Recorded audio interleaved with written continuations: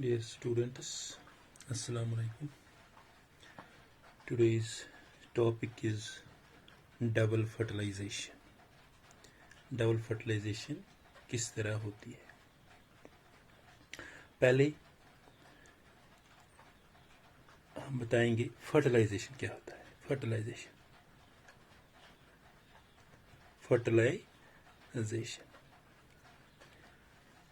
जैसा कि आपको पता होगा, process of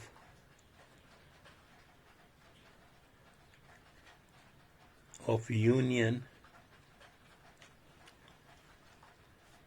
of haploid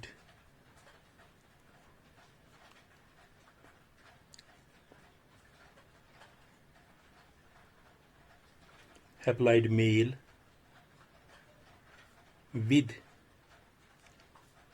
haploid female gamete to form diploid zygote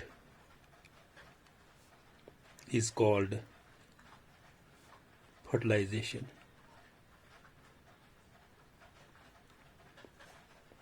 Fertilization process of union of haploid male with a haploid female to form a diploid zygote is called fertilization.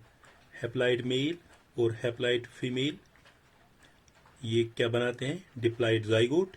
तो उस process को हम कहते हैं fertilisation. अब इन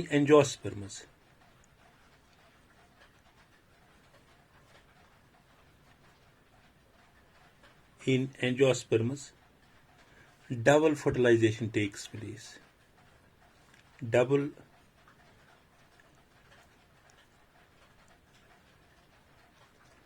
fertilization takes place. इसका मतलब है two times fertilization.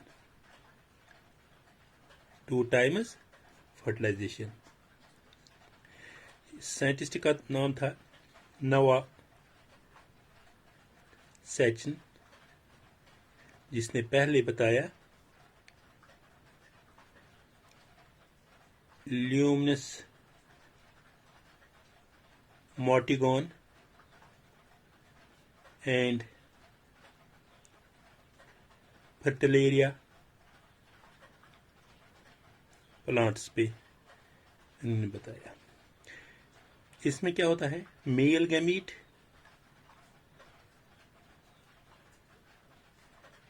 गैमीटोफाइट और फीमेल गैमीटोफाइट. मेल गैमीटोफाइट में क्या होता है? इसमें होता है two haploid mail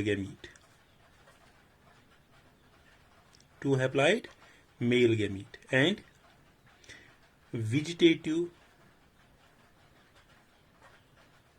vegetative nucleus. Pollen बनाता है पोलन ट्यूब से.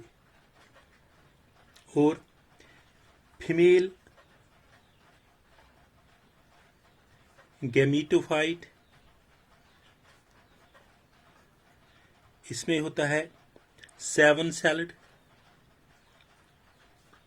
and 8 nucleated structure. 8 nucleated. Female gametophyte में होता है 7 सेल्ड एंड 8 न्यूक्लिएटेड स्ट्रक्चर, यानी सेकेंडरी न्यूक्लियस और एग सेल. ये इसमें होते हैं फर्टिलाइजेशन.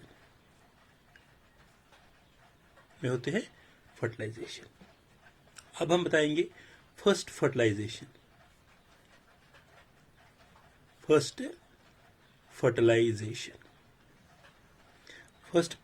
में मेल गैमीट,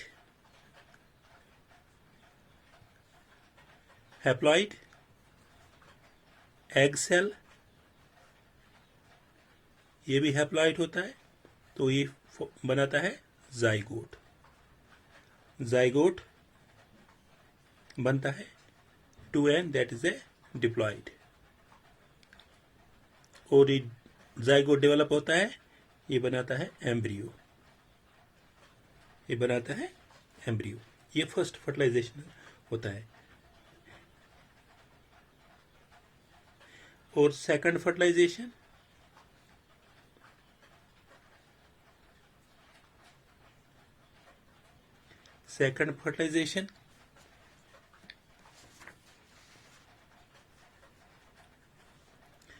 इसमें मेल गैमीट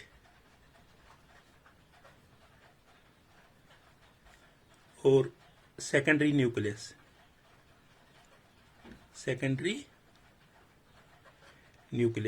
ये भी हैप्लॉइड होता है, सेकेंडरी न्यूक्लियस डिप्लॉइड होता है। और ये बनाता है एंडोस्पर्म।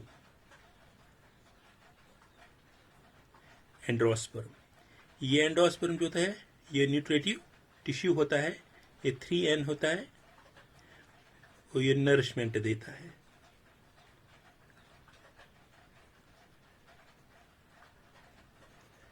इस तरह ये first fertilisation, male gamete haploid और एग सेल हैप्लॉइड, ये बनाता है जाइगोट जो डिप्लॉइड होता है, तो जाइगोट एम्ब्रियो बनाता है। सेकंड फर्टिलाइजेशन में मेल गैमीट हैप्लॉइड होता है प्लस सेकेंडरी न्यूक्लियस जो डिप्लॉइड होता है, तो ये वो वहाँ पे एंडोस्पर्म बनाता है। जो एंडोस्पर्म होता है न्यूट्रेटिव टिश्यूज होता है, तो ये तो नरिशमेंट देता है। अब डायग्राम मैंने इसमें बना के रखी है, ये है डायग्राम। ये यहाँ पे स्ट्रक्चर ऑफ दिस ओवरी, यहाँ से ये पोलन ग्रीन्स इस पे होते हैं, पोलन ग्रीन्स दिस वन। ये तो होता है स्टिग्मा, जो ऊपर वाला पोर्शन होता है, this portion we called the stigma कहते हैं। यहाँ से ये नीचे जो जाता है, दिस वन पोर्शन, इसको हम कहते हैं पोलन ट्यूब। इसको हम कहते हैं पोलन ट्यूब, दिस वाला पोर्शन पोलन ट्यूब दैट। यह चीज बना स्टाइल। और यहाँ पोलन ग्रीन्स जब यहाँ से आते हैं, तो यहाँ पे ये होता है 2 हैप्लॉइड मेल गैमीट्स, यहाँ से 2 haploid male gametes. This lower one portion we called the ovary, and this portion pollen tubes. Pollen tube passes nucleus and rupture one of the synergids.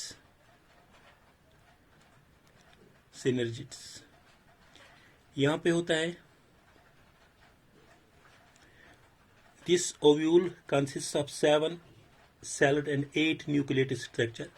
This ovule consists of 7 celled, 1 2 3 4 5 6 और 7 celled, but 8 nucleus। जो बीच में होता है इसमें 2 nucleus, cell एक ही होता है बट न्यूक्लियस 2 होते हैं। 7 celled and 8 nucleated structure। 3 cells at claza end, 3 cells at this one called the claza end, called antipodial cell. The one is antipodial cell, gives the nourishment of secondary nucleus. That gives the nourishment of secondary nucleus.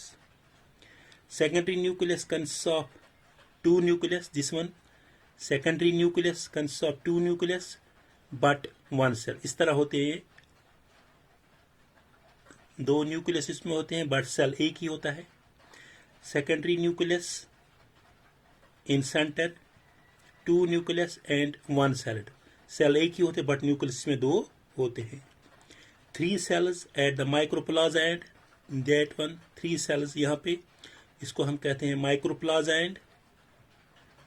Middle cell is egg cell. This portion, this cell is the egg cell, and surrounding egg cell is synergids. These जो यहाँ side में है, एक side में एक, दूसरी side में एक, that we call the synergids. ये तो होता है egg cell, ये तो होता है egg cell. अब हम इसको when pollen grains falls on a stigma, जब pollen grains इस stigma पे पड़ता है, stigma provides sugary fluid stigma पे निकलता है to pollen grains. वो मीठा सा फ्लूइड वहां से निकलता है इन pollen grains के लिए. due to the pressure of vegetative cell or the tube cell ruptures one of the germ pole and it extends in the pollen tube. The generative cells undergo second meiotic to form two haploid male gametes. That one. The generative cell undergoes secondary mitosis. Secondary mitosis यहाँ पे होते हैं to form two haploid male gametes. When pollen tubes enters through the microplaza, it is called progamy. जब pollen grains यहाँ से अंदर जाएंगे माइक्रोप्लाजा से, इसको हम कहते हैं प्रोगैमी. इसको हम कहते हैं प्रोगैमी. Pollen tubes passes through the nucleus. Pollen tubes passes through the nucleus and ruptures one of the synergy.